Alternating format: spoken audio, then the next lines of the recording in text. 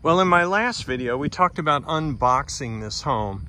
And the word box and mobile homes kind of go hand in hand, because you might hear in the mobile home business a term referred to as box size. And let me explain that what that actually means. In the case of this home is actually 60 foot by 30 feet. And the box size is actually 60 foot. But, and I'll show you what I mean. I've actually taken the moment here to stretch a measuring tape across the back. So we actually stretch this out. This home is actually right at like 60 feet, okay? So when you look on the manufacturer's website, it's actually described as a 64 foot. Now, if the home is only 60 feet in length, why would it be a 64 foot? It's because the tongue that gets attached to these welded on tabs that you see here and here on each of the two sections. And notice there's a section A and a section B. So that's the serial number that actually goes into the VIN. And the A section is typically the front door, and the B section is typically the back door section. But when you see a home like this described as a 64, it's because they take into account the 4 foot for the tongue.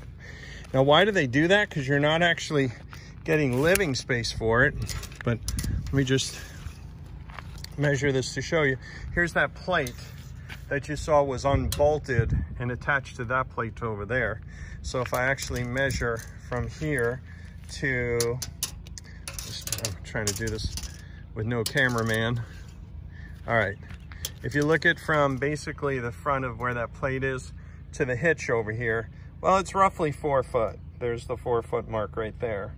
So when you hear them refer to a home like this as a 64, it's because the tongue is 64, but the tongue will either be unbolted or cut off with a torch. And these days they pretty much unbolt them because they recycle these. And my setup guy is going to take this and he's going to get money for not only the two tongues, but he's going to get money for the axles and all that that he removed from the underside of the home. There are no wheels, there are no axles underneath there.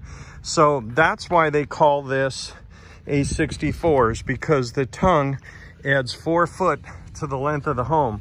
But it's always good to refer to box size when you're talking about what size a home might be, because the box size is important.